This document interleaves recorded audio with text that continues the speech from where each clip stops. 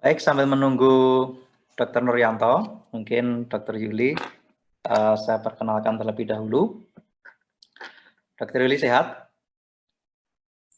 Alhamdulillah, alhamdulillah. Wah, tambah makmur. Iya, ini di kampus atau di rumah, Dok? Di rumah, di rumah. Di rumah, ya? Di Sama rumah. kan? Kampus masih lockdown. Paling Sama. tidak hanya 1-2 kali seminggu. Oh iya, sama kami juga demikian. Kemungkinan semester depan ini koas kami juga masih online, jadi masih lockdown. Kesempatan kali ini kita gunakan untuk stadium general, Dr. Yuli. Jadi nanti mohon info atau mohon sharing ilmunya bahwa adik-adik kita nanti ini akan masuk patologi, akan bekerja banyak dengan aktivitas diagnostik. Jadi kita fokuskan kali ini, mungkin Dr. Yuli bisa berbagi pengalaman di Fakultas Dr. Yuli bagaimana aktivitas diagnostik di lab patologi terutama berkaitan dengan penyakit unggas, karena fokus kita di situ.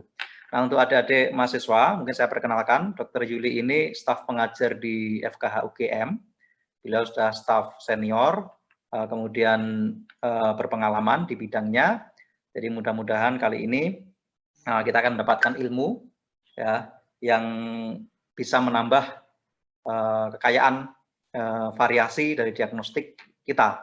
Dan satu lagi pembicara Dr. Nuryanto, itu sebetulnya sekarang masih agak mengalami gangguan koneksi, karena posisinya biasanya di lapang ya, itu mungkin akan bergabung kemudian. Beliau adalah praktisi dari peternak unggas, dokter hewan, kemudian master juga, ya S2 juga di IPB, kalau dokter hewannya dari UGM.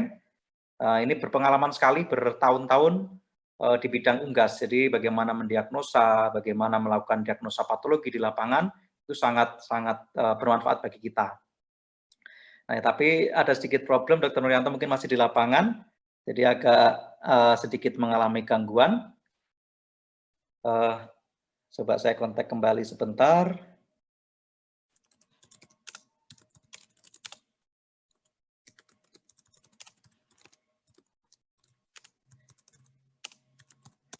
Baik, mungkin sambil menunggu Dr. Nuryanto, Dr. Yuli mungkin bisa memberikan paparan ya dalam beberapa waktu ke depan. Nanti mungkin akan disambung Dr. Nuryanto, dan jika masih ada sisa waktu kita akan melakukan diskusi ya. Santai Dr. Yuli, ini tidak begitu formal, jadi kami harapkan adik-adik ini bisa diskusi santai. Jadi tidak seperti kelas yang formal, tapi kita akan melakukan diskusi santai bagaimana melakukan diagnosa. Kalau Dr. Yuli pengalamannya di bidang riset atau bahkan diagnostik di kampus, nanti Dr. Nuryanto akan melengkapi di di bidang lapangnya seperti apa. Baik, mungkin Dr. Yuli, waktu dan tempat kami persilahkan untuk memberikan sedikit materi atau sharing materi kepada adik-adik kita. Silakan Dr. Yuli. Oke, terima kasih Pak Bangket. Nah, terima kasih adik-adik semua yang telah hadir pada pagi siang hari ini untuk kita hanya sharing informasi aja ya, sharing pengalaman dan sebagainya. Semoga nanti apa yang kita laksanakan pada pagi hari ini bisa bermanfaat bagi kita semua ya. Sebelumnya, Bismillahirrahmanirrahim. Wassalamualaikum warahmatullahi wabarakatuh.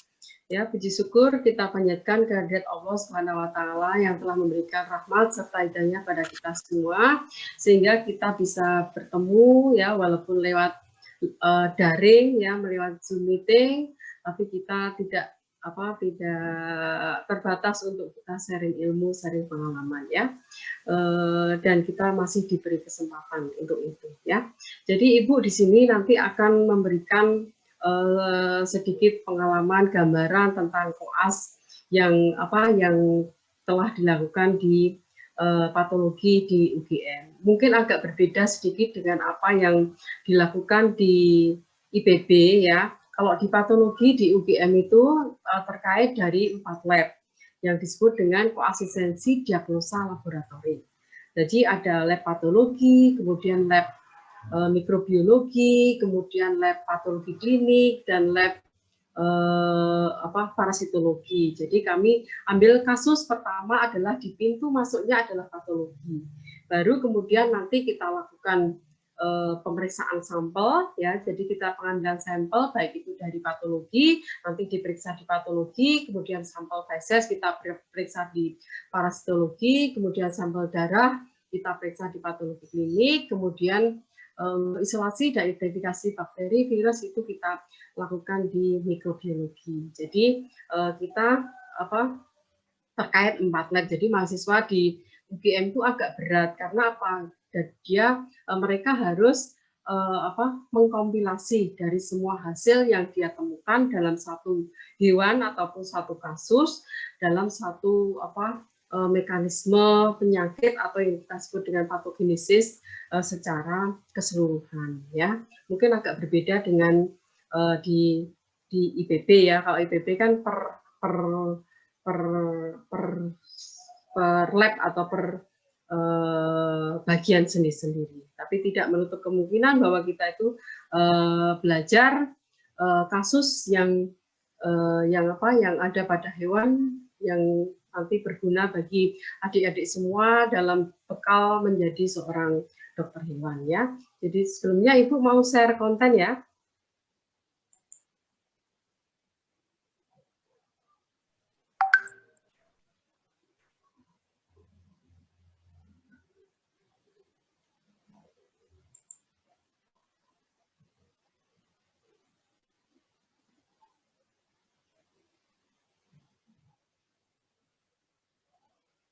Sudah kelihatan, ya? Sudah, Bu. Oke. Tempat saya kok malah nggak kelihatan.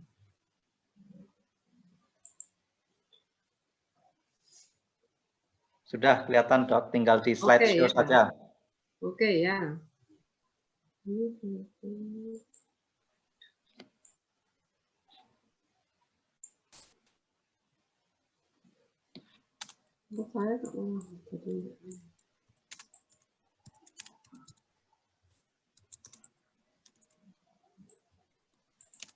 Oke, ya, jadi ini saya buat atas kemarin itu minggu kemarin dari permintaan dari Pak Dr. Bangkit ini, ya, tiba-tiba saya ditembak untuk ya pokoknya sebisanya saya hanya sharing. Kemarin juga akhir tahun kemarin saya ke Kupang juga sharing ke Undana di Kupang itu juga mereka juga seperti di IPB. Jadi dia stase koasnya itu per bagian, ya. Jadi patologi sendiri, mikro sendiri dan sebagainya, ya.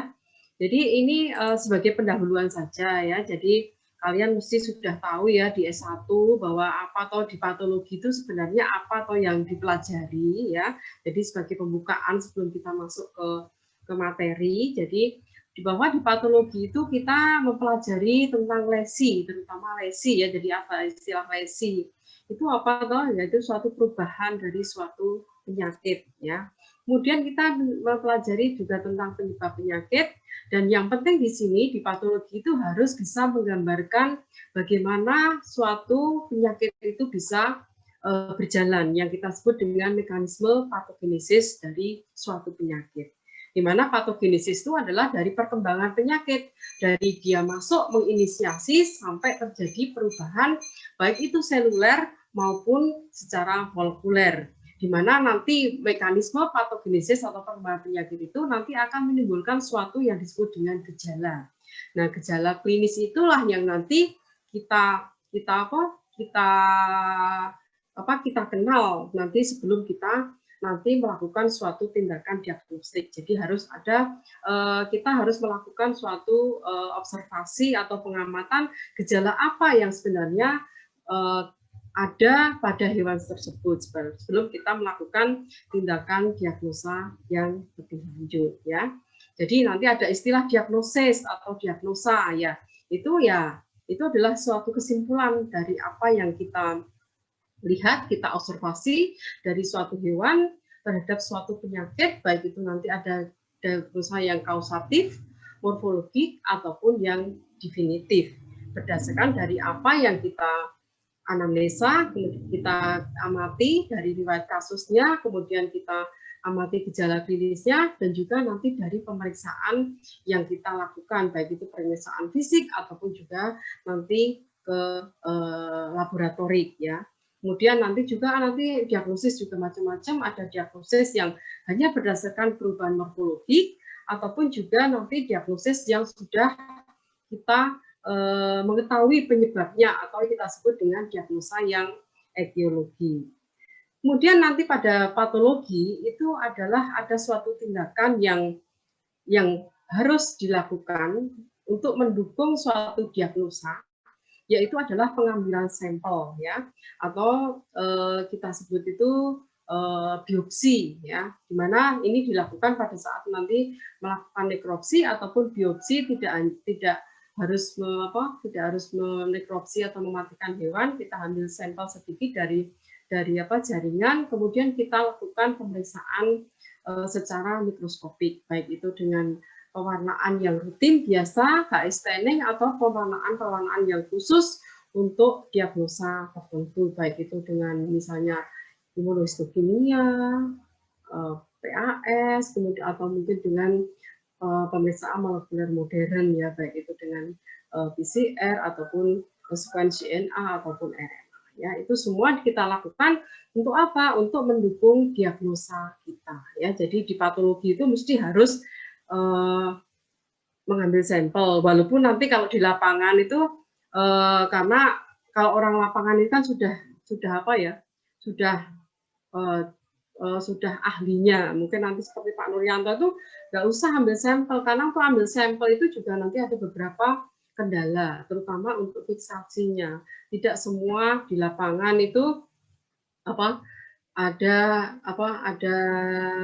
untuk fiksatif ya, di sini misalnya alkohol 70 ataupun formalin itu sulit, tetapi orang lapangan kadang tidak harus melakukan sampel karena apa? Dia sudah tahu diagnosanya yang dia yakin itu benar. Karena apa? Karena tiap penyakit itu nanti ada istilahnya adalah lesi yang patognomonik atau lesi yang spesifik, di mana dia dapat kita temui pada penyakit-penyakit tertentu, sehingga itu menjadi patokan kita sebagai orang lapangan itu tidak harus mengambil sampel, itu sudah jelas misalnya kolibasilosis karena ada massa exudativin di permukaan hati, di permukaan jantung, kemudian di kantong udara dan sebagainya. Oh, itu adalah kolibasilosis, jadi nggak usah ambil sampel, itu sudah jelas itu. Tapi kalau kita belajar sebagai seorang patologi, pengambilan sampel itu perlu ya untuk mendukung atau menguatkan diagnosa kita ya. Itu. Nah, kemudian nanti prinsip dari kegiatan di patologi itu nanti kita lakukan hal pertama sebelum melakukan nekropsi itu adalah tindakan yang disebut dengan anamnesa. Kenapa anamnesa itu perlu? Karena itu akan mengarahkan kita, membantu kita untuk melakukan suatu tindakan, baik itu tindakan pemeriksaan pada saat nekropsi ataupun mengarahkan kita ke arah mana keputusan diagnosis kita ya. Dari anamnesa itu sudah jelas.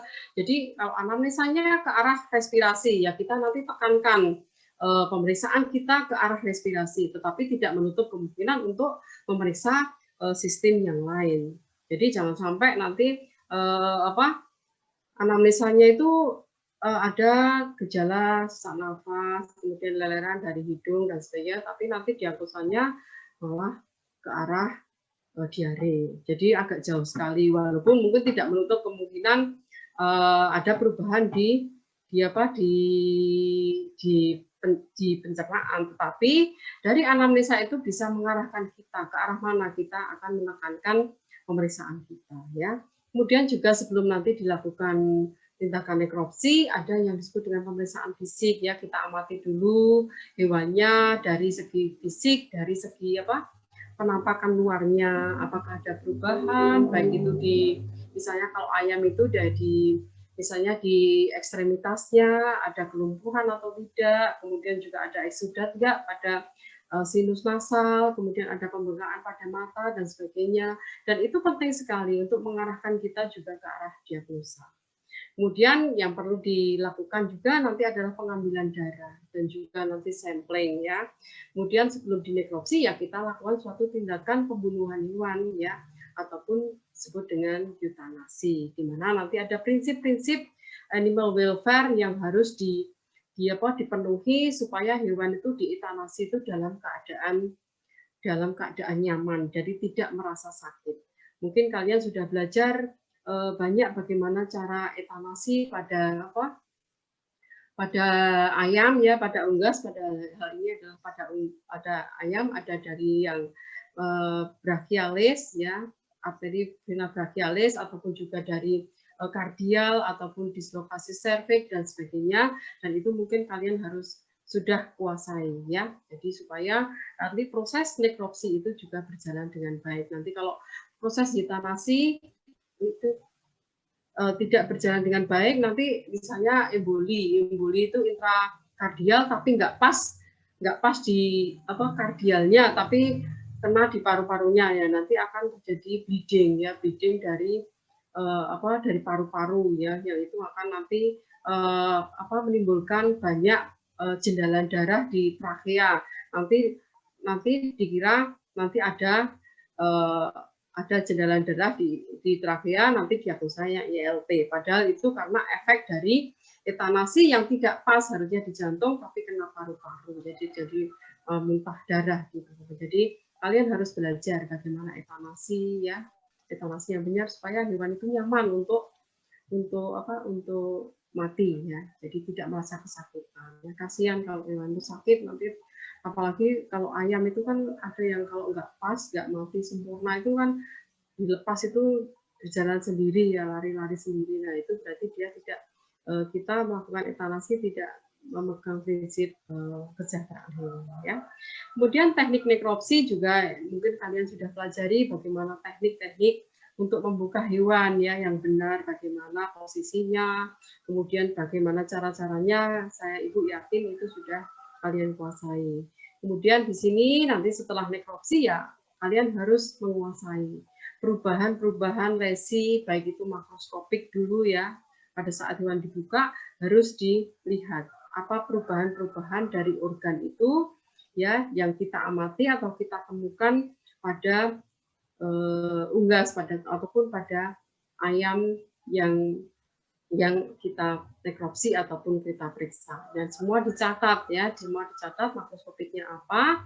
Kemudian baru nanti kita lakukan pengambilan sampel dari organ untuk analisa preparat histopatologis ya, untuk mendukung diagnosa makroskopik kita, dan juga mungkin nanti juga dilakukan pemeriksaan di laboratorium lain ya, misalnya di lab dermatologi, kemudian kita identifikasi parasitnya, ataupun juga nanti kita isolasi identifikasi bakteri atau virus yang nanti dilakukan di lab mikrobiologi, yang itu akan mendukung diagnosa kita.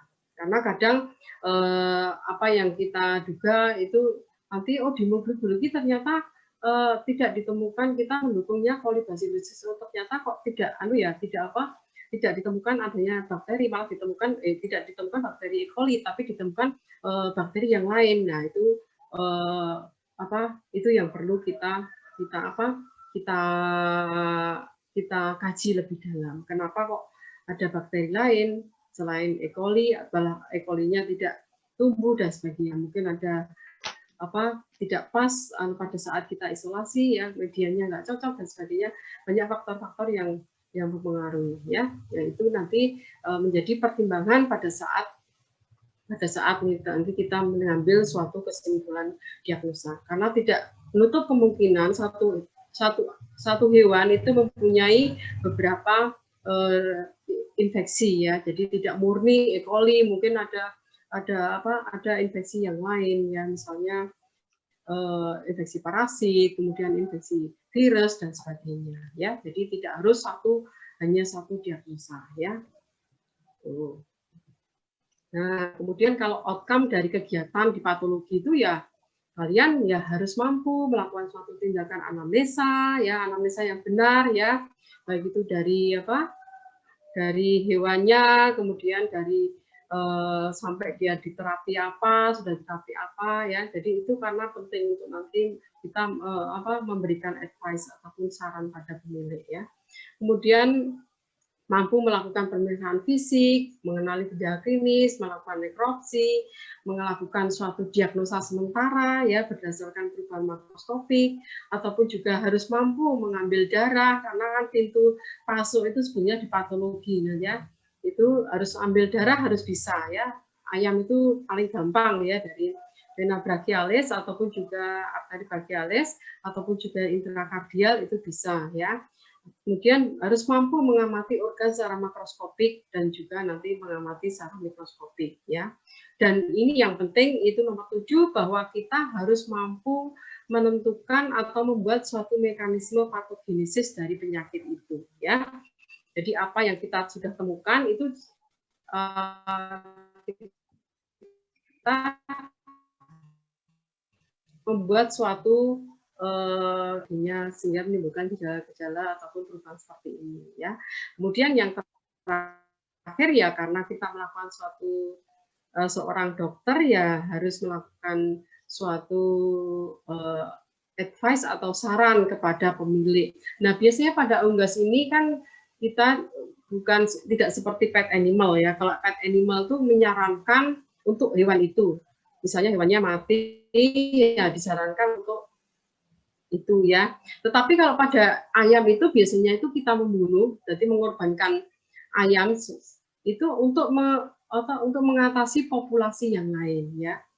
Biasanya itu ya. Jadi makanya pada unggas, pada nekropsi atau tindakan observasi pada unggas itu kita harus memberikan advice ataupun saran pada pemilik untuk populasi hewan yang lain.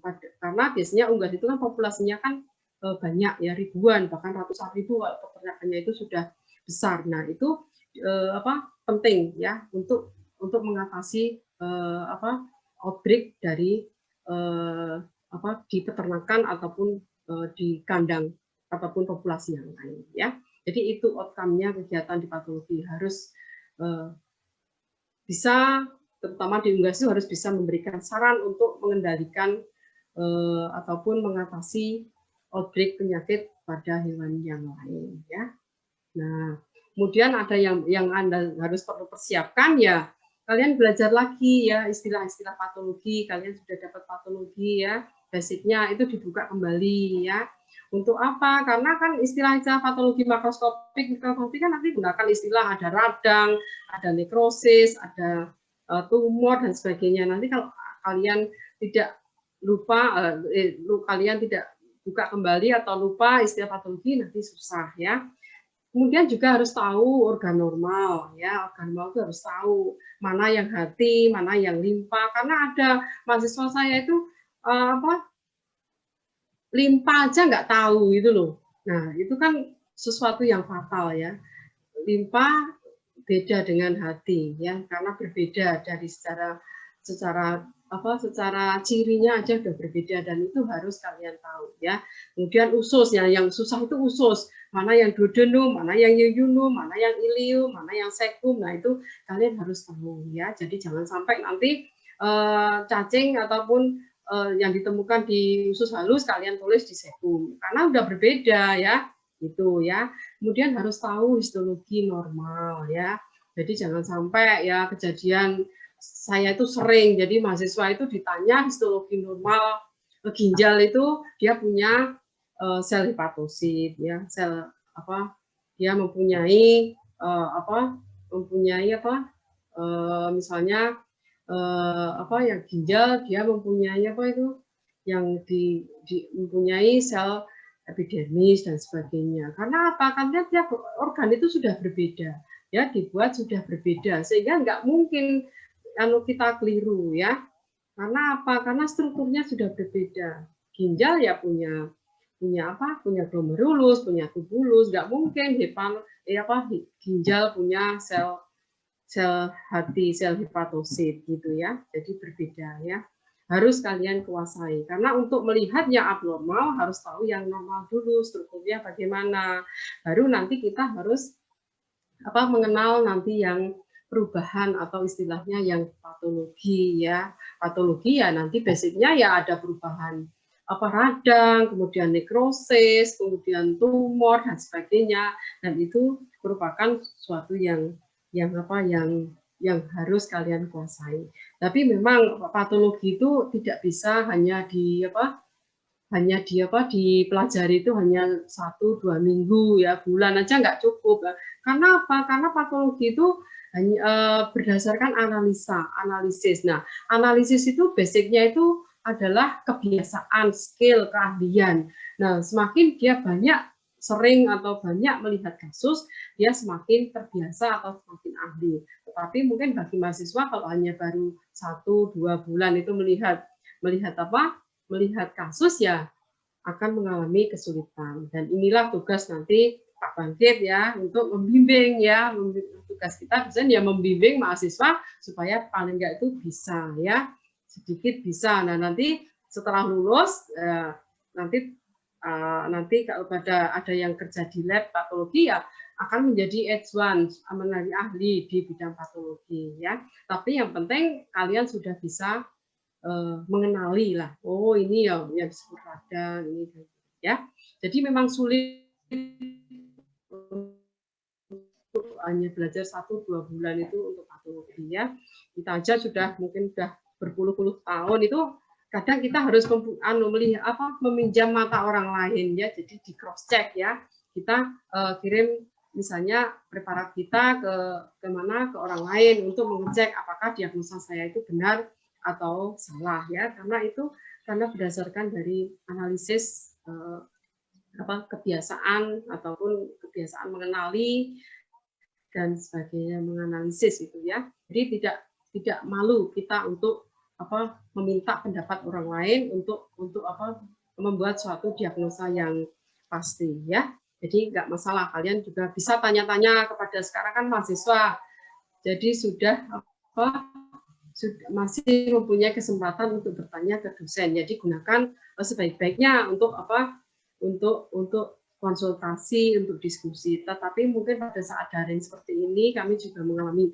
Jadi kemarin berdasarkan koordinasi mahasiswa koas itu banyak yang tidak puas dengan pelaksanaan koas daring. Karena apa? Kesulitan komunikasi dengan dosennya. Karena dosennya itu kalau dihubungi itu jawabnya lama, responnya lama. Ya itu karena mungkin ya gimana ya, karena kan semua tergantung dari internet dan sebagainya. Ada dosen itu yang HP itu selalu di tangan, tapi ada yang HP itu selalu hanya di tas ya. Jadi kalau baru berapa lama itu baru dibuka ya wajar ya. Jadi mohon ya mahasiswa juga memahami. Jadi respon banyak itu kritiknya itu responnya itu lambat. Jadi kita itu bingung mau apa ya. Kalian kan sudah koas ya, jadi harusnya sudah banyak belajar kemandiri ya, tidak diberi terus ya. Kalian sudah diberi kasus, diberi materi ya dipelajari. Tapi kadang mahasiswa itu bingung, kita itu mau apa toh gitu loh ya. Tapi ya pokoknya ya dipelajari organ normal, histologi normal dan sebagainya ya. Karena situasi daring seperti ini itu menjadi sulit bagi kita. Karena kita itu bayangkan untuk nekropsi kita hanya dari video. Padahal biasanya kita itu menunggui itu apa? Mendampingi ya, bagaimana mahasiswa itu ambil darah, bagaimana mahasiswa itu ambil sampel dan sebagainya itu kita tunggui. Nah sekarang itu hanya mahasiswa suruh lihat video. Jadi ya saya maklum kalau mahasiswa itu nggak bisa ambil darah. Jadi kesulitan kita itu sekarang, kemarin tuh ada yang ujian luring itu mahasiswa itu untuk ambil darah itu ditunggu beberapa jam, itu nggak bisa. Ya karena apa? Karena pada saat pas materi koasnya itu nggak diajari, hanya suruh lihat video. Jadi padahal ambil darah itu kan hanya juga butuh skill ya, bagaimana dia memasukkan jarumnya, jadi tidak langsung ke pembuluh darah tapi ke muskulus dulu supaya tidak hematom, dan itu harus dibimbing. Nah sekarang kalau mahasiswa hanya lihat video kemudian itu ya mungkin kesulitan ya. Nggak tahu kalau di IPB enggak mahasiswa banyak mengeluh itu enggak ya? Kemarin kita baru sama, kami juga sama ya. Jadi dengan daring seperti ini ya efektivitas pemberian materi tidak semaksimal yang luring. Cuma tadi di UGM sudah ujian dengan luring, Dok? Iya, jadi kita kalau di UGM itu ada namanya hands-on. Hands-on itu luring ya. Jadi mahasiswa nanti diberi kesempatan.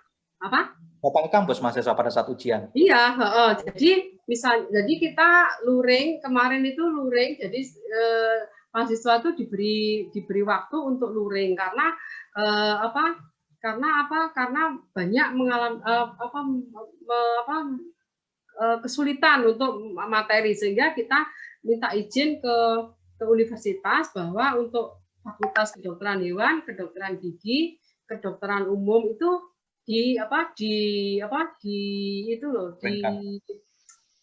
diberi izin untuk mengadakan luring, namanya hands on. Jadi tetapi harus menaati protokol kesehatan yang ketat. Jadi mahasiswa sebelum masuk lab itu harus rapid.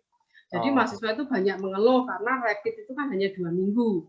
Ya, jadi mahasiswa harus tiap 2 minggu harus rapid, dosennya juga harus rapid. Nah, itu yang menjadi kendala. Tapi itu sudah difasilitasi sehingga bisa berjalan dengan baik. Jadi nanti kita rencanakan untuk 2021 ini luring dilaksanakan pada Juni sampai ke November. Jadi mahasiswa nanti diberi kesempatan untuk, jadi misalnya di patologi, di kodil itu diberi waktu 2 minggu untuk koas melaksanakan koas luring ya. Jadi, nah di situ mahasiswa kan sudah diberi daring dulu lah.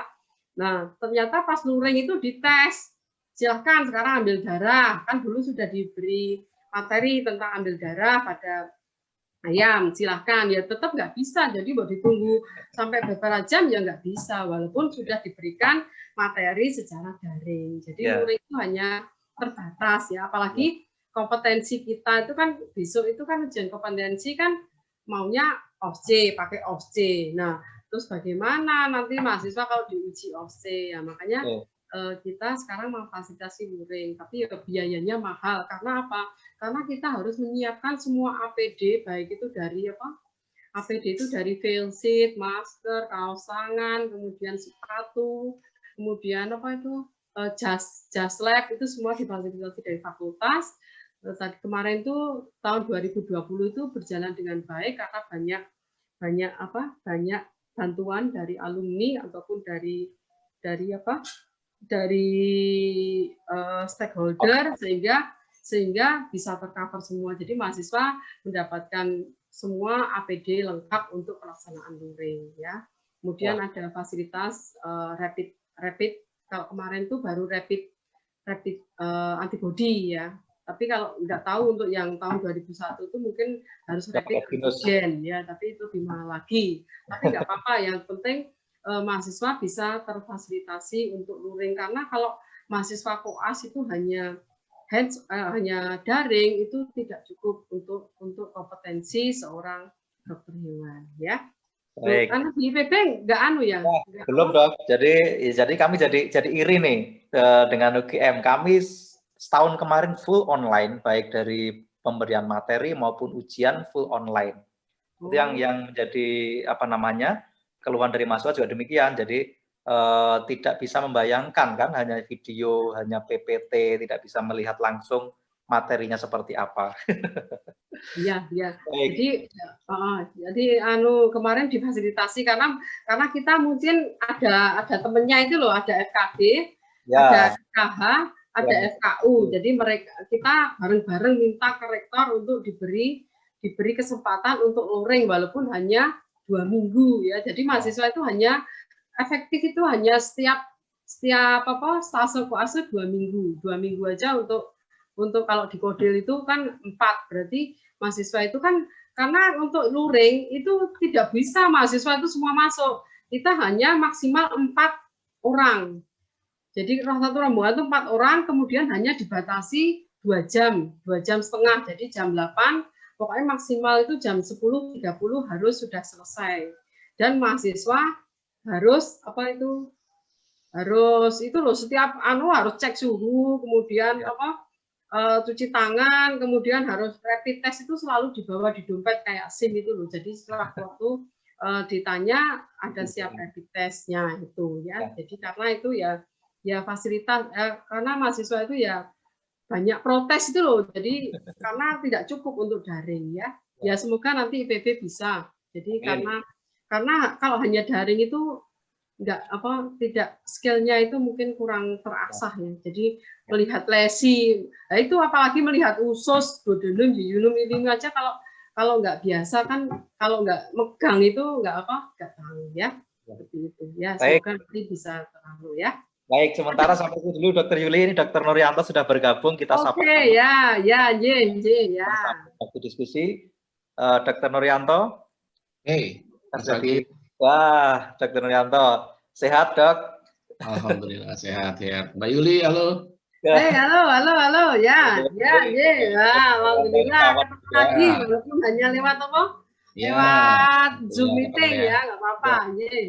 Baik, Dr. Nuryanto, jadi kami tadi sudah mendahului, Dr. Yuli sudah memberikan sedikit overview tentang bagaimana bekerja sebagai seorang patologis di lingkungan riset maupun lingkungan akademik.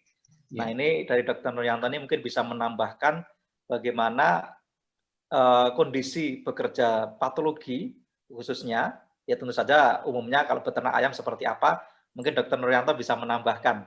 Nah, sedikit perkenalan bagi adik-adik mahasiswa, Dr. Nuryanto ini dokter hewan dari UGM, kemudian masternya di IPB, mengambil S2, kebetulan bareng dengan saya dulu di patologi juga, dan beliau ini berpengalaman berpuluh-puluh tahun bekerja di bidang unggas. Ya, jadi tidak diragukan lagi bagaimana beliau ini bisa mendiagnosa penyakit unggas, manajemen unggas seperti apa, dan di peternakan beliau ini juga sudah langganan bagi PPDH untuk menjadi magang Dr. Nuryanto ya. Jadi sudah tidak asing lagi Dr. Nuryanto ini bagi adik-adik koas, khususnya kakak kelas kalian. Baik, Dr. Nuryanto mungkin bisa memberikan sedikit materi sharing atau pengalaman untuk adik-adik kita yang akan masuk ini Pak Dr. Nuryanto akan masuk patologi, jadi persiapannya seperti apa kalau bekerja di peternakan. Silakan waktu dan tempat kami silakan Dr. Nuryanto. Terima kasih. Assalamualaikum warahmatullahi wabarakatuh. Waalaikumsalam. Ya Mas Bangkit ya, Mbak Yuli dan teman-teman semuanya ya, adik-adik semuanya. Ya hari ini saya diminta sedikit sharing ya karena pengalaman aja untuk adik-adik semua pembekalan untuk yang PPDH. Jadi kalau memang tadi disampaikan basic kita memang di basic industri ya, industri terutama di bidang perunggasan. Jadi kalau di industri atau di industri perunggasan itu memang utamanya kalau kita bicara diagnosa ya diagnosa populasi, bukan cuman satu atau personal atau individu ya. Jadi memang betul sekali tadi dikatakan Dr. Yuli. Jadi kalau kita mendiagnosa itu digunakan untuk bagaimana supaya dalam satu populasi ini bisa terselamatkan atau performanya maksimal. Saya juga tadi sebenarnya kalau dari sisi dasar-dasar untuk diagnosa, saya pikir tadi Bu Yuli sudah atau Pak Bangkit sudah sampaikan. Ya mungkin saya sedikit akan hari ini mungkin Mas Bangkit nanti kita akan berikan sedikit gambaran. Nanti juga saya karena memang saya concern di unggas, nanti akan saya sedikit review tentang beberapa case-case ya atau kasus-kasus update lah, terutama tren-tren penyakit lah. Nanti saya akan sedikit kebetulan ada bahannya, nanti bisa saya bagi buat adik-adik semuanya. Tapi tadi yang saya sampaikan mungkin sedikit informasi juga dalam kita. Jadi bukan cuma sekedar sekarang tidak dibutuhkan sekedar individu seperti kita hanya nekropsi saja ya, tetapi sekarang ada satu sistem ya, misalnya kayak yang sekarang lebih dikenal sebagai health tracking system ya atau HTS ya. Itu sebenarnya sudah dikenal mungkin puluhan tahun yang lalu ya di Amerika ya. Tahun 93 kita sudah mengenal nekrosi tracking system. Kemudian dikembangkan lagi tahun-tahun 98 itu menjadi health tracking system, kemudian terakhir di tahun 2007 itu diperbarui lagi sistemnya. Jadi sistem ini sangat penting sekarang kita pakai ya itu untuk mendiagnosa, karena sistem ini adalah sebuah sistem data manajemen yang untuk bisa digunakan untuk memetakan status-status kesehatan dari waktu ke waktu ya dengan metode yang kuantitatif, ya, itu scoring, itu biasanya pengambilan datanya biasanya dilakukan pada ayam dalam satu populasi itu dengan jumlah tertentu, umur sekitar 2-3 minggu kalau di unggas broiler ya, itu sekitar umur 2-3 minggu, kadang-kadang di 18-24 hari kita ambil, nanti beberapa kali pengulangannya ya, sehingga kita mendapatkan data secara kuantitatif sehingga kita bisa memprediksikan ya pada periode itu apakah populasi itu akan ada kendala baik dari sisi intestinal integrity-nya atau respiratory integrity-nya atau mungkin dari sisi manajemen problemnya. Jadi itu nanti ada sistemnya, dan sekarang itu sudah bergabung mungkin dari seluruh dunia, Amerika, Eropa ya, itu datanya bergabung. Jadi itu sangat bagus buat kita kalau kita input data di situ, kita masukkan ya apa skor kita atau lesi kita, maka di situ sudah langsung muncul nanti grafiknya, dan kita bisa mendiagnosa secara sistem begitu, termasuk apa yang akan terjadi seminggu ke depan, 2 minggu ke depan itu bisa diprediksikan. Ini juga suatu sistem yang baru yang mungkin juga bisa kita aplikasikan. Sekarang sudah banyak ya teraplikasi di lapangan gitu. Kemudian juga ya sekarang karena penyakit juga sangat berkembang ya, kita juga di dunia industri terus berkejaran ini dengan perkembangan penyakit ya, sehingga seperti kasus misalnya kasus-kasus yang kita sudah bersahabat seperti AI ya, seperti IB, seperti ND atau IBD yang dari zaman mungkin adik-adik masih kecil juga sudah ada ya, tetapi terus itu selalu ada karena memang mereka selalu bermutasi, berkembang ya, sehingga kita juga dalam prevent maupun dalam hal pengobatannya juga terus berkembang. Kemudian juga sekarang ada beberapa case-case yang di lapangan ya, seperti kayak inclusion body hepatitis ya, seperti IBH ya, seperti itu juga berkembang. IB juga sudah sekarang berkembang, bukan cuma yang klasik ya, sekarang juga berkembang yang varian ya, termasuk IBD juga yang varian. Jadi ini untuk mencapai ke untuk mendeteksi ataupun menanganinya secara tepat itu juga di lapangan juga diperlukan diagnosa yang tepat. Nah, diagnosa sekarang itu tidak bisa kalau kita hanya mengandalkan sekedar nekropsi saja. Nah, sekarang sudah harus dibantu dengan teknologi termasuk PCR ya, termasuk sequence dan seterusnya, sehingga kita nanti bisa mendapatkan pemetaan ya phylogenetic tree-nya, itu bisa mendapatkan bagaimana dia posisi virus lapangan kita, apakah virus lapangan kita itu masih dekat dengan vaksin atau sudah jauh dengan vaksin, sehingga apakah perlu disiapkan kombinasi vaksin yang baru atau yang lama, atau yang bisa masih pergunakan vaksin yang lama. Nah, saya Mas Bangkit, jadi saya akan sedikit tampilkan beberapa tren penyakit ya, nanti mungkin sebagai bahan kita discuss untuk kita inikan ya. Ya, silakan Dr. Yanto, menarik sekali.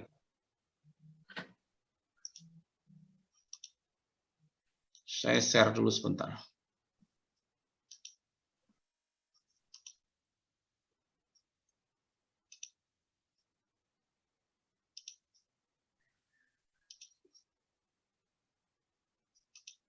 Kelihatan Mas Bangkit ya? Kelihatan Dok. Oke. Ya, saya coba petakan ya, karena memang kita konsen di lapangan ya. Jadi ini beberapa tren penyakit yang saya coba, mungkin adik-adik bisa nanti sebagai bekal untuk ke lapangan, lulus nanti bisa ini ya. Jadi secara ini prediksi karena tahun 2021 berdasarkan kita data dari 2020 dan seterusnya. Nanti kita akan berikan juga data di tahun sebelumnya. Tapi prediksi kita ya, penyakit tidak jauh dari rankingnya dari hal-hal ini ya, IBD, ND untuk penyakit viral, AI, IBH dan IB untuk unggas ya. Kemudian untuk bakterialnya ada Coryza, MG, MS ya, Colibacillosis dan NE.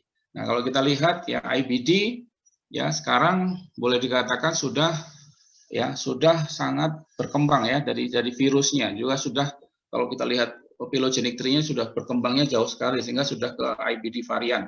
Nah, sekarang kita juga di lapangan juga seringkali kita juga metode vaksinasinya sudah menggunakan Gumboro imun kompleknya, ya. Jadi termasuk sekarang ini kita tidak bisa lagi mengandalkan dengan Gumboro yang klasik. Jadi kita sudah harus dengan yang kompleks. Gumboro kompleks ini juga salah satu solusi ya, ketika untuk menghadapi ayam sekarang yang tidak terlalu mau stres ya, sehingga itu diberikannya biasanya di hatcher atau di hari pertama ayam hidup. Kemudian kasus viral yang peringkat kedua yang prediksi kita ya ND ya.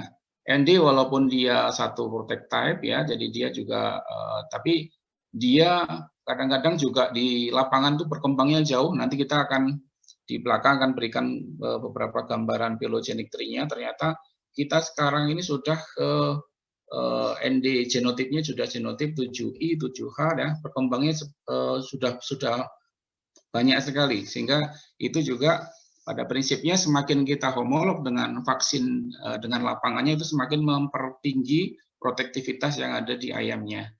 Kemudian ini juga penting ya, ini hal-hal yang baru beberapa tahun belakangan adalah IPH ya, adenovirus ini juga penting sekali dan efeknya sangat tinggi. Sampai sekarang pemerintah kita masih belum izinkan untuk impor vaksin jenis ini, sehingga di lapangan itu mencari solusi-solusi sendiri ya, beberapa ya yang kalau mempunyai pabrikan atau mempunyai teknologi vaksinasi ya mereka daripada khawatir ya mereka melakukan riset atau melakukan master set sendiri untuk membuat vaksin atau membuat master set vaksin IPH ini.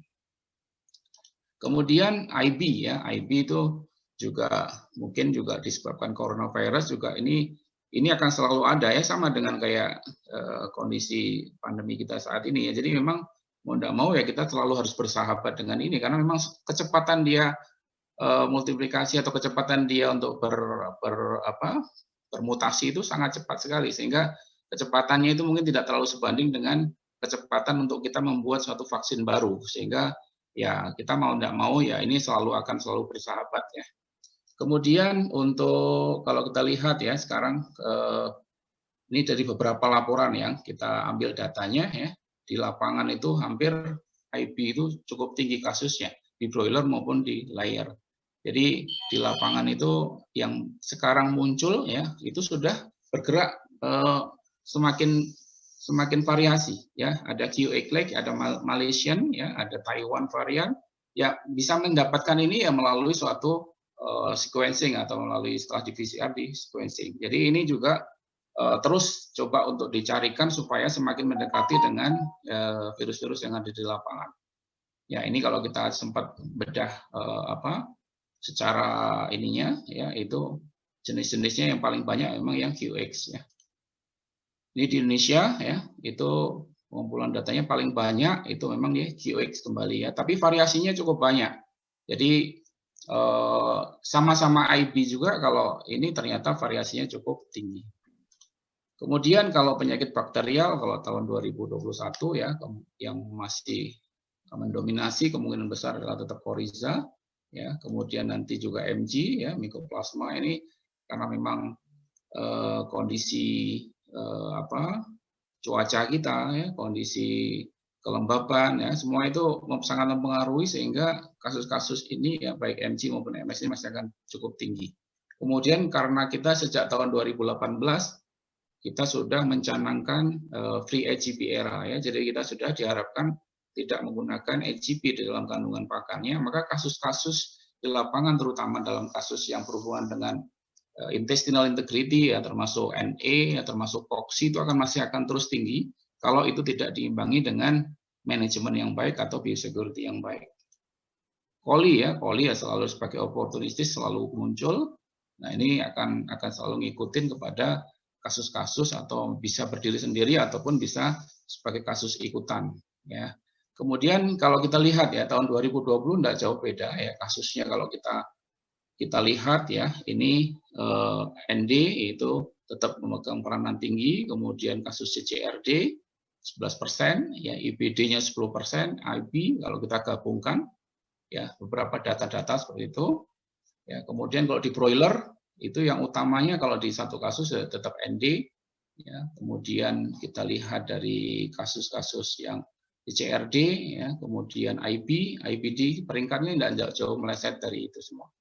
Kemudian kalau kita lihat juga dari agak lama sedikit tahun 2017 yang kita kumpulkan, ya kasus-kasus penyakit ini rata-rata ya. Kalau dari gabungan bakterial dan viral itu CRD, kemudian coli, koksi, korisa, ya penyakitnya hampir-hampir sama ya. Kemudian yang mungkin yang agak kecil adalah histres dan malaria light. Ya, ini beberapa gambaran saja untuk supaya nanti adik-adik atau teman-teman PPDH untuk sebagai bekal ketika di lapangan itu case-case apa saja yang mungkin sering ya akan ditemui di lapangan. Kemudian kalau kita sekilas tadi saya bilang yang nah ini saya bilang yang kita nantinya harapannya kalau dalam diagnosa ke semakin di lapangan. Kenapa? Karena kita sebagai sekarang untuk seorang pengusaha atau seorang industri, maka pencegahan atau program vaksinasinya itu harus tepat. Vaksinasi yang tepat itu vaksinasi yang bisa betul-betul homolog dengan yang di lapangan. Jadi diharapkan memang semakin mendekati.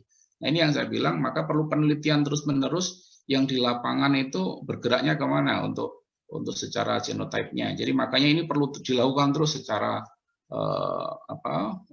sequencing-nya sehingga diketemulah sekarang beberapa termasuk kayak genotip 7. Nah, genotip vaksinnya ini ada di mana nanti baru ketahuan apakah sudah terlalu jauh atau tidak. Nah, beberapa ini ya. Nah, ini biasanya sekarang di lapangan sudah harus ke sana lah untuk semakin mendekati dengan kondisi challenge di lapangan. Ini beberapa. Ya, mungkin itulah Mas Maget ya kira-kira yang saya berikan beberapa ini ya untuk bekal adik-adik semuanya. Ya, mungkin untuk nanti mungkin kita bisa discuss lebih lanjut ya. Baik, menarik sekali Dr. Royanto atas informasinya. Dr. Yuli bisa menambahkan? Jika ada informasi yang bisa tambahkan Dr. Yuli sebelum kita diskusi.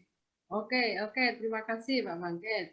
Ya, rekan-rekan semua tadi Pak Nur sudah banyak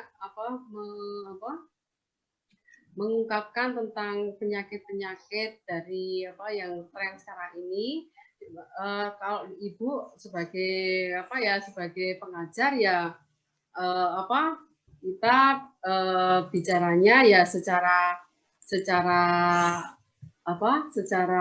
kasus ya. Jadi kasus-kasus yang sering kita temui pada unggas ya. Jadi kalian sudah banyak belajar tadi dari Pak Nuryanto bahwa ada beberapa tren penyakit yang memang berkembang pada akhir-akhir ini. Nah, di sini Ibu akan memberikan terutama tentang perubahan ataupun lesi yang spesifik dari masing-masing penyakit pada unggas ya. Jadi baik itu bakteri, virus, parasit, jamur, tumor ya. Saya yakin ya. Jadi kalian sudah banyak belajar dari dulu mungkin S1 ya bagaimana penyakit misalnya kolibasilosis dan sebagainya. Tapi tidak ada salahnya Ibu bahas pada pagi hari ini. Jadi gambar-gambar ini nanti yang Ibu tayangkan itu adalah hasil kompilasi dari mahasiswa-mahasiswa saya yang bekerja di laboratorium ya selama koas. Kita kumpulkan kemudian kita identifikasi baik itu secara patologi, kemudian kita teguhkan ke mikrobiologi, kemudian hematologi dan parasitologi. Jadi ini yang pertama adalah kasus yang sering kita temui ya, jadi pada ayam. Jadi seperti yang Ibu katakan tadi bahwa kadang dalam satu hewan, satu ekor ayam itu tidak hanya mengalami perubahan ataupun satu penyakit, tapi ada beberapa penyakit yang menyertai. Jadi misalnya pada ayam buras ini ya, jadi ayam buras itu ayam kampung, ya biasanya tidak hanya misalnya kasus Aspergillus, tapi juga ada candidiasisnya, kemudian ada cacingnya dan sebagainya. Jadi nanti perubahannya juga nanti kita lihat dari beberapa organ ya. Jadi ini ayam buras di mana dia mengalami gejala klinis yang hanya kurus ya. Kemudian kita amati di organnya, misalnya pada kandidiasis, pada kasus kandidiasis kita lihat pada inglobiesnya ya, kita temukan adalah noduli-noduli yang berwarna keputihan pada permukaan inglobies. Jadi kalau kita periksa inglobies, kita bersihkan isinya, kemudian kita lebarkan, nah kita akan temukan adanya noduli-noduli yang berwarna keputihan ini pada mukosa atau permukaan dari inglobies. Kemudian setelah kita buat preparat ya secara pengecatan biasa ya HE, kita temukan ini adanya pseudohipa ya, potongan pseudohipa jamur pada pada daerah yang mengalami tadi secara makroskopik mengalami noduli. Kemudian kita juga lihat adanya nekrosis ya pada daerah permukaan dari inglobies, dan yang kita temukan potongan-potongan pseudohipa dari Candida, dan ini sudah kami teguhkan di mikrobiologi, kita isolasi, kita periksa, oh ternyata benar Candida. Jadi untuk mematchkan, oh ternyata yang ditemukan di mikrobiologi sama di patologi itu sama ya. Jadi kemudian ini kita perbesar yang lebih kuat, di mana kita temukan ada Cordionidiospora dari Candida yang kita temukan pada area inglobies yang tadi mengalami nekrosis ya. Itu. Kemudian juga nanti di paru-paru kita ditemukan adalah noduli yang agak berukuran agak besar, ya ada eksudat mengkeju pada lobus, salah satu lobus dari paru. Kemudian kita buat preparat histologi, nah kita temukan ini, kalau secara makroskopik kita temukan nodul, ya kita temukan pada mikroskopik adanya bentukan radang granulomatosa. Kalian sudah tahu ya, radang granulomatosa itu ya apa? Ya ditandai adanya pusat nekrosis, kemudian dikelilingi daerah radang dan juga jaringan ikat. Nah kita perbesar lebih lanjut di Candida nanti, apa ada hifanya atau tidak ya. Kemudian kasus yang lain ya masih di ayam yang sama, ternyata di hati itu banyak adanya multifokal granuloma pada hati ya. Jadi ini kasus heterakis, cuma pada di sini tuh kok pada kasus ini, padahal biasanya ini kita kalau ada gambaran seperti ini kita temukan adanya skison dari histomonas, tapi kok tidak ditemukan. Cuma ini nanti di ususnya itu banyak heterakis. Nggak tahu mahasiswa itu samplingnya salah atau bagaimana kok tidak ditemukan adanya histomonas melagridis. Padahal ini spesifik sekali untuk gambaran seperti adanya blackhead pada hati. Karena salah satu hospesnya itu kan juga heterakis. Tapi di sini kok tidak ditemukan ya, hanya multi granuloma pada hati. Karena apa? Karena patologi itu memang kuncinya itu di sampling ya. Jadi kalau kalian samplingnya salah, itu nanti kita nggak dapat apa-apa mikrosnya. Jadi hati-hati pada sampling ya. Kalau sampling cari daerah yang benar-benar mengalami perubahan. Tetapi ya kadang kita itu ya mahasiswa masih banyak belajar ya. Jadi kalau apalagi pas trimming ya, kita ambil pada saat sampling itu 1 cm. Pada saat trimming kan hanya 3 sampai 4 mili ya. Jadi pada saat trimming itu nanti kalau nggak pas ya juga nggak dapat apa-apa ya. Jadi hati-hati karena patologi itu hanya kuncinya itu di sampling. Kalau samplingnya itu sudah nggak benar ya nanti kita nggak dapat apa-apa ya. Jadi benar-benar cari daerah yang mengalami lesi ya supaya kita dapat diagnosa yang benar ya. Nah, cuma di sini di gambaran patologinya itu ada bentukan multigranuloma ya, radang granulomatosa yang banyak pada parenkim hati ya, ada pusat nekrosis, kemudian dikelilingi sel radang dan juga jaringan ikat ya. Kemudian ini cuma di sini juga nanti ini ya kita fokuskan di hati ada pusat nekrosis, dan juga di daerah sini nanti banyak juga kita temukan kayak potongan-potongan jamur. Cuma yang saya targetkan di organ hati ini adalah skison dari histomonas. Cuma kok tidak ada gitu loh. mungkin hanya malah Candidian, mungkin malah Aspergillus-nya yang masuk ya. Jadi histomonasnya itu kok nggak ada gitu ya. Jadi mungkin ini pada daerah radang, ini kita lihat adanya serabut-serabut ya seperti apa hifa-hifa jamur, cuma ini mahasiswa itu tidak melanjutkan ke pengecatan khusus ya PAS sehingga kita tidak yakin pasti bahwa ini adalah Aspergillus ya. Nah, kemudian di sini di daerah sekum ya, jadi sekum ini banyak nanti gambaran multigranuloma pada daerah sekum, baik pada di daerah serosa sampai ke mukosannya ya. Kemudian kita identifikasi, nah secara makroskopik ketemu heterakis, kemudian kita lakukan mikroskopik ya, kita temukan ada potongan-potongan cacing heterakis pada mukosa sekum ya. Jadi ini sudah diteguhkan kenapa kok saya bisa menentukan ini heterakis. Nah, kita sudah lakukan identifikasi secara morfologik bahwa cacing ini di parasitologi bahwa cacing ini adalah heterakis ya. Seperti itu. Jadi kelebihannya kalau kita itu bisa meneguhkan diagnosa oh di parasit ketemu heterakis, kemudian dicocokkan di patologi oh ternyata cocok gitu ya. Di mukosanya kita lihat adanya potongan-potongan cacing heterakis dan juga nanti di sini banyak erosi dari epitel, dari usus ya, juga nanti reaksi keradangan pada daerah mukosa usus karena infeksi dari heterakis ya. Nanti kalau ada pertanyaan langsung aja ya. Jadi Ibu agak cepat, ini kasusnya agak banyak ya. Kemudian ada kasus lagi ya, jadi merpati ya. Jadi merpati itu sering juga kita ambil kasus. Jadi kalau di patologi itu kita itu dibagi. Dosen itu mempunyai kesenangan tersendiri ya. Jadi saya tuh senangnya unggas, saya senangnya merpati, saya senangnya kelinci. Oh ada dosen yang senangnya itu anjing, ada yang dosen senangnya kucing dan sebagainya, ada yang kambing. Nah jadi semua itu biar mahasiswa itu merata. Jadi tidak hanya satu rombongan itu unggas, tapi dibagi-bagi ya. Spesialnya, oh saya sukanya ikan, nah seperti itu. Jadi ada yang merpati dan sebagainya. Dan ini kebetulan mahasiswa harus ambil merpati ya. Jadi ada kasus banyak di merpati itu juga. Terutama kalau merpati itu banyak nanti Anda fokuskan ya.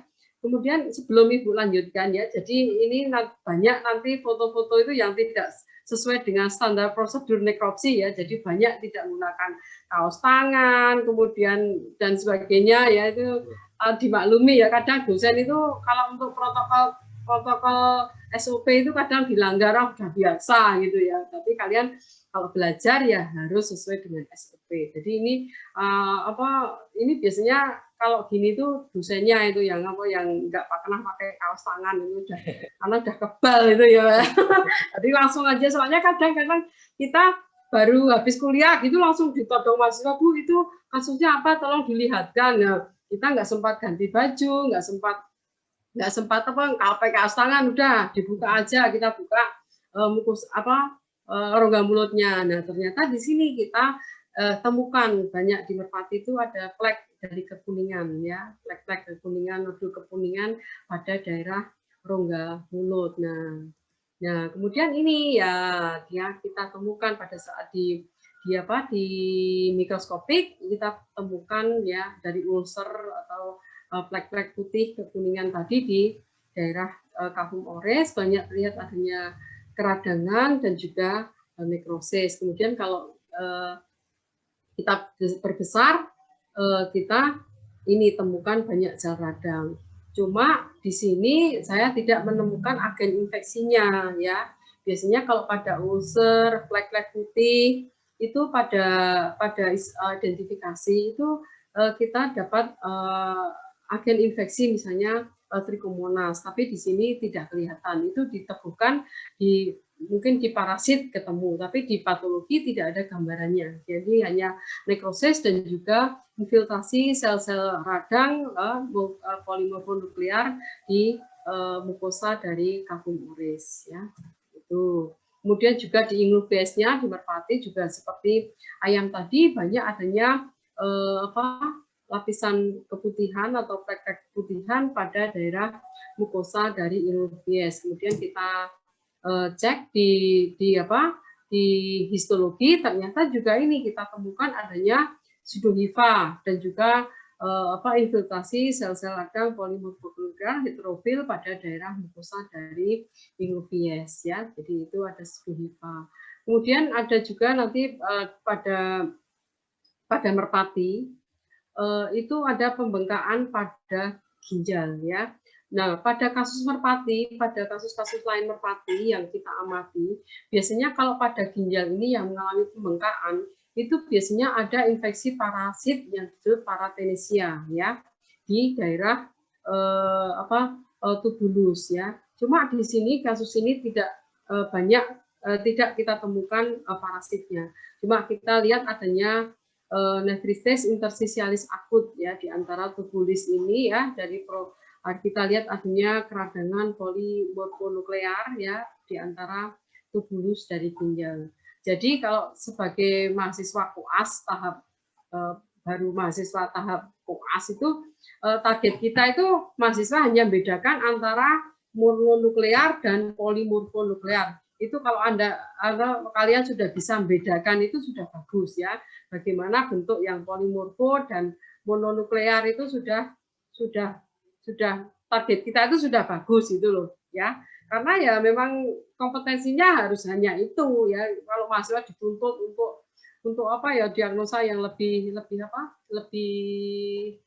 tinggi ya masih susah ya. Pokoknya membedakan sel aja lah gitu ya. Bedakan yang mono sama poli itu aja kalau seminar itu sudah nggak bisa. Itu nggak taunya itu pada saat kenapa toh mau membedakan mononuklear sama polimorfonuklear aja nggak bisa. Dok, grogi karena jadi faktor grogi itu yang tidak bisa mengungkapkan ya, jadi santai saja ya. Jadi karena kan kalau kita itu makanya kalau di Kodil di patologi itu seminar yang paling menakutkan karena apa? Karena bayangkan kita itu dihadapi 4 lab ya, bayangkan 4 dosen dari 4 lab. Nah, kan semua suaranya keras-keras, jadi apa itu? Jadi mahasiswa ngedek dulu ya. Lain kalau hanya mungkin dihadapi satu dosen dari 1 lab. Ini 4 lab ya, suaranya keras-keras semua, jadi ya grogi. Jadi untuk menjawab ini limfosit atau heterofil atau neutrofil aja nggak bisa. Jadi seminarnya gagal ya, nilainya nggak bagus ya. Padahal dia sudah belajar, sudah dibimbing dan sebagainya ya. Jadi target kita ya hanya bisa membedakan antara polimorfonuklear dan mononuklear, limfosit dan heterofil, dan juga target kita harus bisa membuat kesimpulan. Nah, kalau polimorfonuklear itu kesimpulannya apa? Akut atau kronis? Nah, kalau lokasinya di interstisial itu apa diagnosanya? Oh, berarti interstisialis. Nah, kalau letaknya di ginjal itu apa? Nephritis. Ada loh mahasiswa itu yang ditanya, mosok radang pada ginjal apa namanya? Splenitis. Kan terus aduh banget gitu loh. Jadi target kita hanya itu. Jadi hanya untuk penamaan itu untuk membuat suatu diagnosa itu kalau mahasiswa itu sudah mampu itu sudah bagus dapat nilai A. Jadi radangan pada udah mantap sekali. Apa radang pada hati? Bursitis kan jauh banget gitu. Sama-sama itis tapi kan beda ya. Jadi harus dibiasakan ya penamaan itu. Harus sesuai dengan radang itu kan sesuai dengan sesuai dengan tempatnya di mana dia itu berada. Kalau beradanya di hati ya hepatitis, kalau di lien ya splenitis dan sebagainya. Kalau tumor lain, kalau tumor itu kan berasal di mana dari dia itu berasal ya. Kalau dia dari kelenjar ya adeno, kalau dari jaringan ikat ya fibro gitu ya. Jadi ilmu patologi itu jadi mudah, cuma ilmu titen ya. Jadi niteni, oh ini hati itu punya hepatosit, ginjal itu punya tubulus. Nah, itu nggak mungkin salah ya. Itu. Jadi gampang ya. Jadi buat patologi itu yang penting titen ya.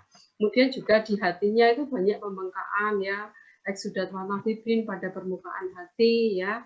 Nah, Setelah kita amati ya banyak nanti infiltrasi sel radang. Nah, seperti ini polimorfonuklear atau mono. Oh, ini adalah polimorfo ya. Jadi polimorfonuklear ya di mana pada unggas itu kita sebut dengan heterofil ya karena di sitoplasmanya itu warnanya lebih kemerahan ya. Kemudian kita lihat di paru-parunya ada eksudat yang mengkeju ya.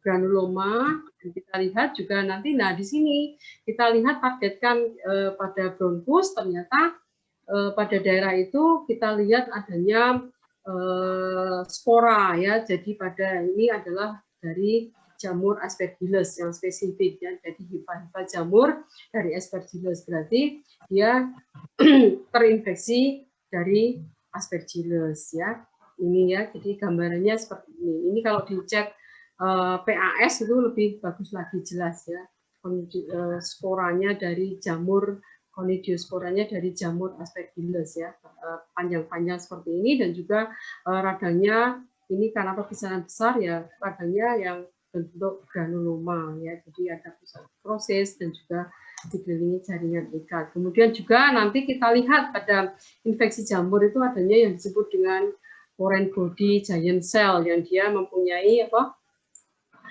inti yang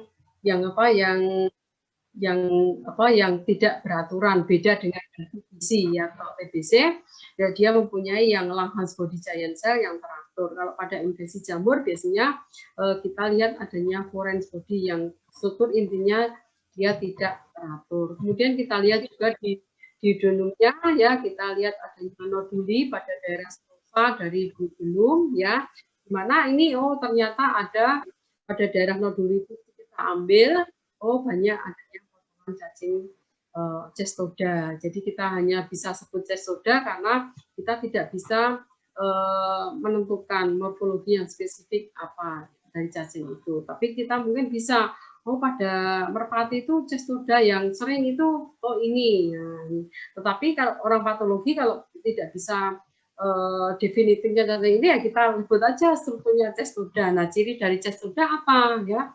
Kalian harus tahu, beda dengan yang nematoda ya. Cestoda itu kan strukturnya kompak ya. Nematoda itu dia mempunyai rongga ya, berongga pada berlumen ya, pada struktur tubuhnya. Kalau ini dia kompak ya, berarti dia cestoda ya. Nah, kemudian juga nanti pada usus juga kita temukan adanya infiltrasi sel radang pada mukosa usus ya. Kemudian ada lagi kasus yang lain pada merpati yang lain yang disebut ini pada Gongylonema ya. Jadi ini adalah cacing yang biasa kita temukan pada daerah esofagus ya, pada merpati. Jadi memang ini kasus yang jarang ditemui ya, di mana ada cacing Gongylonema pada mukosa esofagus ya. Jadi ini termasuk cacing yang nematoda yang dia mempunyai rongga tubuh ya, beda dengan yang tadi cestoda ya. Nah, ini juga nanti ada temukan juga pseudohifa di kapung orisnya ya, panjang-panjang seperti ini yang berwarna merah, yang dia merupakan pseudohifa dari Candida ya. Kemudian juga ada infeksi lain. Ya. Jadi kita lanjut di diskusi. Oke ya, ya. Nah, baik, mungkin dari mahasiswa ada yang bisa bertanya langsung. Ini ada beberapa mahasiswa yang menyampaikan via message. Silahkan kalau ada yang bertanya langsung terlebih dahulu. Bisa ke Dr. Yuli atau ke Dr. Nuryanto. Silahkan. Apakah ada? Silahkan.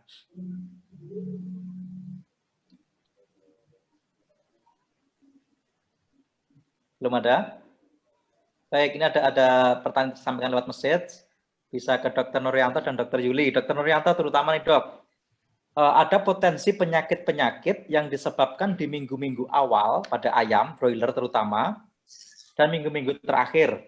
Nah, kalau minggu-minggu awal itu apakah ayam itu biasanya tetap dipelihara sampai akhir, atau dipopulasi, atau bahkan dimatikan semua, Dok? Nah, itu ada pertanyaan demikian, Dr. Nuryanto.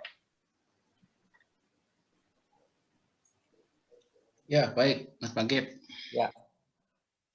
Jadi kalau kita bicara populasi ya tentu pasti ada penyimpangan ya. Biasanya kita pasti mempertimbangkan dari sisi ekonominya, misalnya.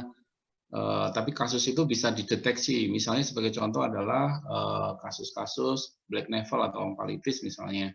Itu yang case yang disebabkan karena faktor-faktor bukan dari sisi manajemen ya, tapi dari sisi hedgernya.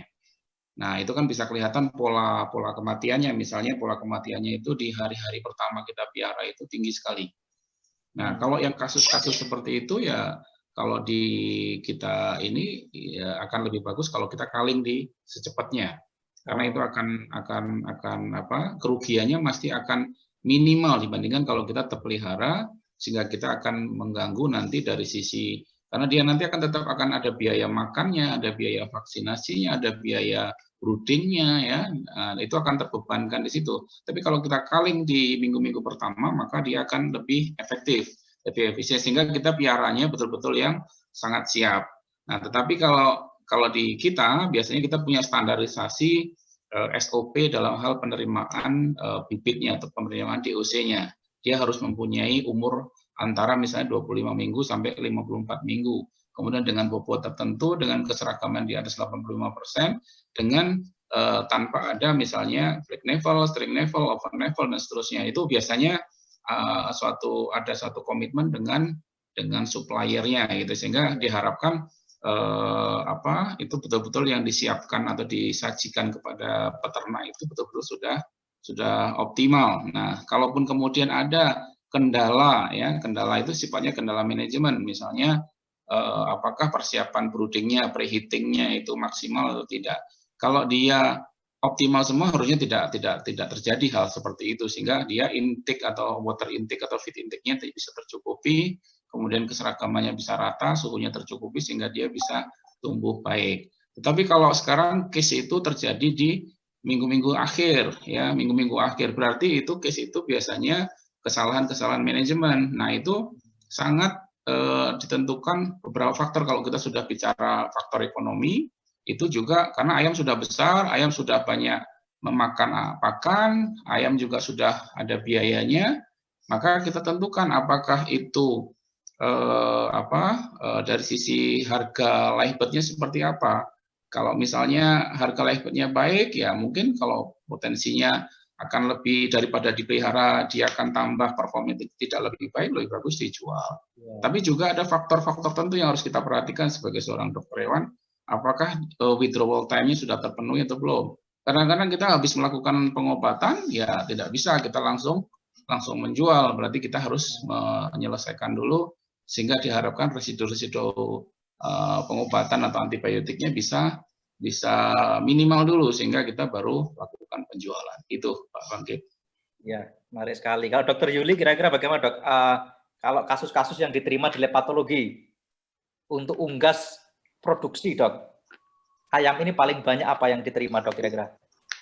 Nah, kalau di patologi itu kan kita kan juga menerima sampel dari peternak. Jadi mahasiswa itu kan standby di lab patologi itu kan untuk menerima sampel dari peternak, dan juga kita ada kerjasama dengan beberapa instansi, misalnya dengan Romindo, ya dengan Seva yang dia rutin, atau dengan Wonokoyo, dan dia rutin untuk mengirim sampel.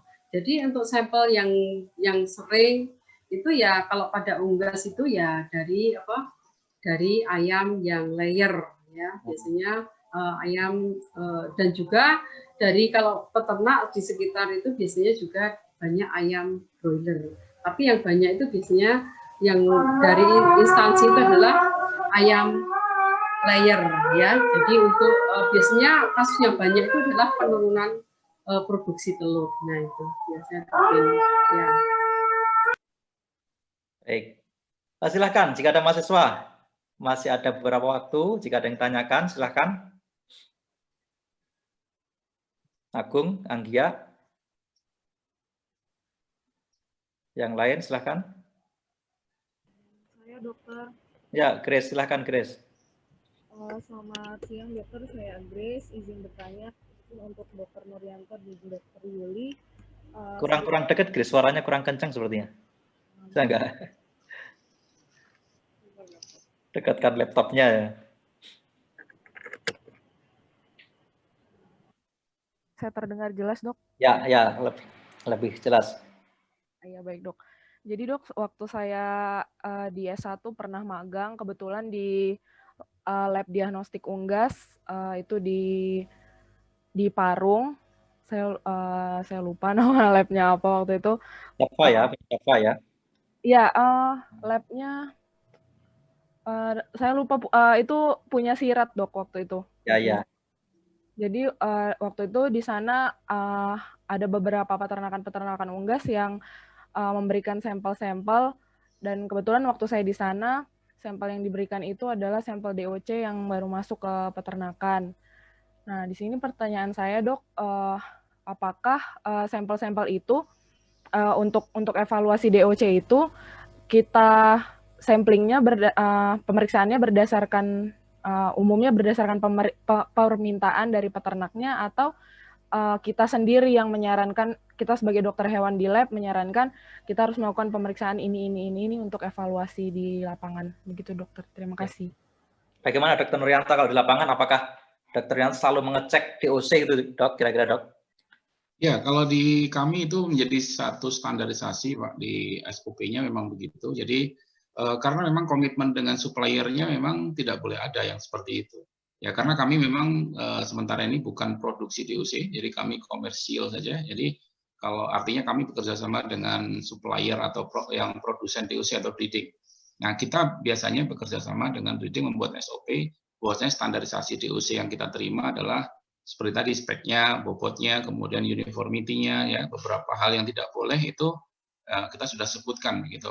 Sehingga kalau di box kita biasanya ada namanya QC pass atau ada company pass kita ya. Jadi artinya sudah melalui proses seleksi atau proses yang betul-betul ditangani. Nah, bagaimana kalau kemudian ketemu ya, karena kami memang SOP kita bukan cuma sekedar dengan supplier tapi juga dengan internal kita. Di lapangan biasanya kita selalu ada dokter hewan yang menunggu ketika masuk ayam ya, ketika DOC datang. Nah, itu akan dilihat dulu surat jalannya, kemudian dalam mobilnya itu ada tersegel atau tidak ya. Karena kalau tidak tersegel ada kemungkinan sudah terbuka sehingga ada terinfiltrasi atau terinfeksi. Ya, kalau itu masih tersegel berarti masih tanggung jawab dari pihak breeder. Mungkin kalaupun ada kendala di dalam itu ada permasalahan itu bisa diidentifikasi, misalnya permasalahannya dari kipas di dalam mobilnya, itu bisa. Atau permasalahannya dari yang segel itu segel mobilnya, Dok? Segel mobil, ya. Jadi di pintunya itu disegel. Oh, begitu. Pintunya itu disegel, itu jadi artinya kedua tempat itu nggak ada ya, satu tujuan. Nggak boleh, ya. Itu kalau di kita emang standarisasinya itu pengiriman ya harus satu ke tempat kita begitu. Baik. Kemudian kita juga nanti dicek. Kalaupun misalnya ada kematian, itu dari sumber placing yang mana, ditaruhnya di depan, di tengah, atau di belakang, banyak matinya, DOC-nya. Itu juga bisa diidentifikasi, oh berarti itu masalah di panas mesin, atau di apa, itu bisa. Nanti sama-sama menjadi evaluasi pihak hatchernya.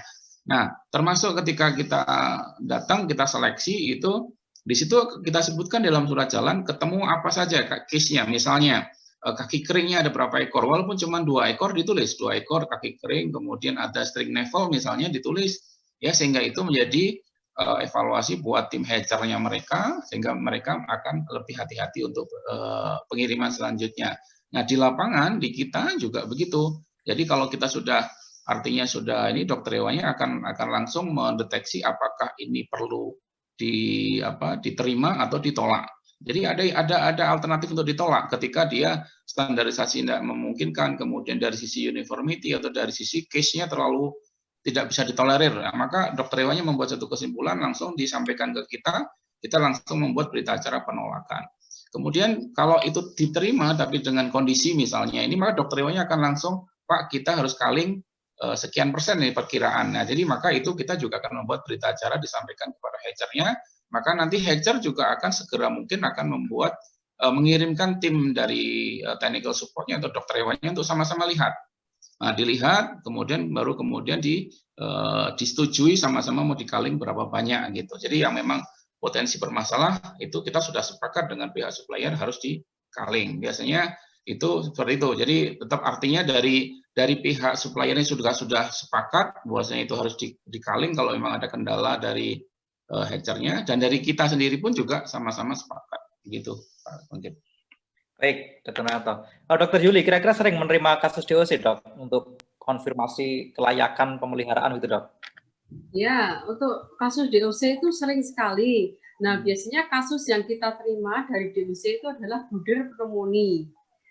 Ya, buder pneumonia itu biasanya ditandai adanya biasanya kantong udara. Jadi kantong udaranya itu biasanya ada multinoduli ya berwarna kekuningan itu di kantong udaranya. Bahkan juga sudah sampai ke paru-paru. Nah, biasanya pada buder pneumonia itu mempunyai tingkat kematian yang relatif tinggi pada DOC.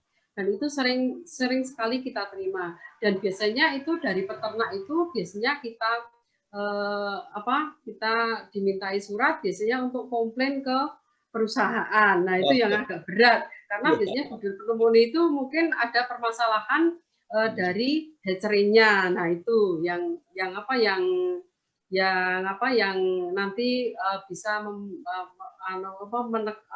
membuat peternak itu bisa untuk mengklaim gitu ya. Karena memang seperti yang dikatakan Dr. Nur bahwa memang mungkin ada permasalahan pada di hatchery ya, mungkin karena terkontaminasi jamur dan sebagainya sehingga pada saat DOC umur 4-5 hari aja sudah menimbulkan lesi yang multinoduli itu sudah sudah relatif berat. Tidak mungkin itu hanya karena mungkin pada saat di kandang kurang panas dan sebagainya itu nggak mungkin, itu mesti ada permasalahan di hatchery. Biasanya itu untuk komplain karena baru 4 hari kok sudah seperti ini ya, mungkin kesalahan di hatchery dan biasanya perusahaan itu bisa memahami seperti itu. Kalau pada kasus lain ya biasanya karena kurang panas gitu ya pada DOC itu karena dia butuh pemanasan yang cukup. Biasanya kalau pada kondisi yang cuaca yang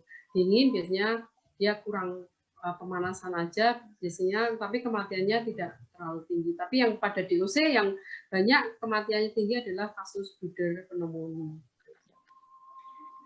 Baik, terima kasih Dr. Nuryanto, Dr. Yuli atas informasi ilmu yang disampaikan. Karena keterbatasan waktu, mungkin kita cukupkan sampai di sini. Tapi kedepannya mohon kesediaannya kembali. Jadi masih banyak ilmu dari Dr. Nuryanto, Dr. Yuli ini yang perlu kami pelajari, terutama untuk adik-adik ya, yang interest terhadap penyakit unggas. Jadi di kemudian hari mungkin kami akan mohon kembali untuk memberikan materi.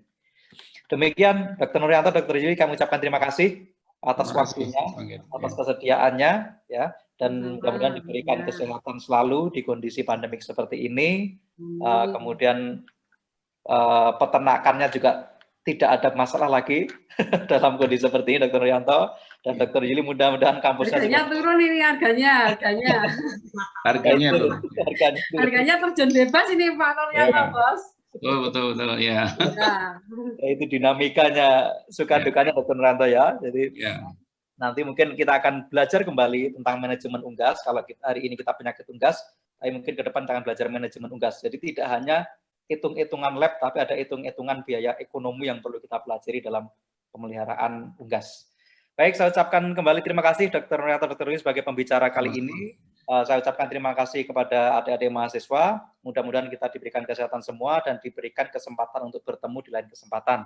Saya akhiri kuliah Stadium Jenderal kali ini. Atas perhatiannya kami ucapkan terima kasih. Assalamualaikum warahmatullahi wabarakatuh. Terima kasih Dr. Nuryanto, Dr. Yuli. Terima kasih banyak dokter. Terima kasih banyak dokter. Warahmatullahi wabarakatuh. Terima kasih dok. Terima kasih dokter.